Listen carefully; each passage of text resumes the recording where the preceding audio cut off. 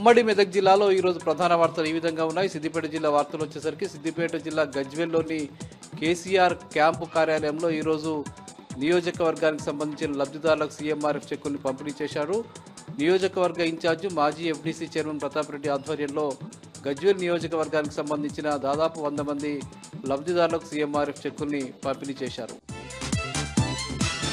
ఇక సిద్దిపేటలో ఈరోజు ఆర్టీసీ డిపోలో ఒక మీడియా సమావేశం జరిగింది. ముఖ్యంగా డిపో మేనేజర్ ఏర్పాటు చేసిన మీడియా సమావేశంలో భద్రాచలం రామస్వామికి సంబంధించిన కళ్యాణోత్సవ అక్షంతల్ని భక్తులకు ఇవ్వడం కోసం ఒక ప్రత్యేక కార్యక్రమం చేపడుతున్నట్టు చెప్పారు. ముఖ్యంగా 151 రూపాయలు చెల్లించి టికెట్ తీసుకున్న వారికి ఆ అక్షంతలను తెచ్చి వారి కుటుంబానికి అందజేసే కార్యక్రమం చేపడుతున్నామని, ఈ కార్యక్రమాన్ని భక్తులు సద్వినియోగం చేసుకోవాలని చెప్పి ఆయన చెప్పడం జరిగింది.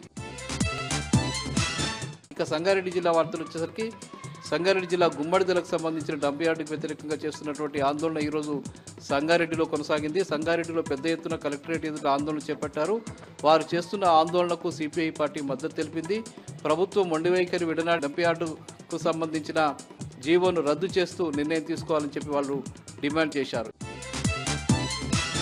ఇక నారాయణఖేడ్లో ఈరోజు మాజీ ఎమ్మెల్యే భూపాల్ రెడ్డి మీడియా సమావేశం ఏర్పాటు చేశారు. రాష్ట్రంలో కాంగ్రెస్ పార్టీ ప్రభుత్వం పూర్తిగా ప్రజలను వంచిస్తున్నదని చెప్పారు. స్థానిక ఎమ్మెల్యే సంజీవరెడ్డి కూడా ప్రజలకిచ్చిన హామీని ఏ ఒక్కటి కూడా నెరవేర్చడం లేదని, తక్షణమే ప్రజలకిచ్చిన హామీలు నెరవేర్చాలని ఆయన డిమాండ్ చేశారు.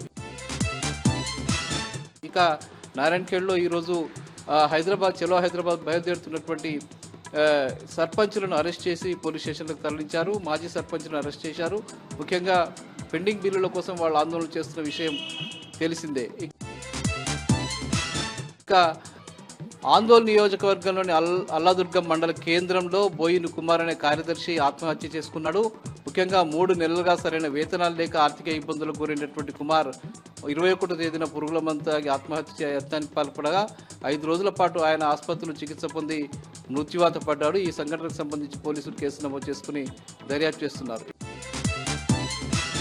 ఇక మెదక్ జిల్లా వార్తలు వచ్చేసరికి మెదక్ జిల్లా రామాయంపేట మండలంలోని వివిధ గ్రామాలకు సంబంధించిన మాజీ సర్పంచ్లను పోలీసులు అరెస్ట్ చేసి పోలీస్ స్టేషన్లకు తరలించినటువంటి సంఘటన జరిగింది.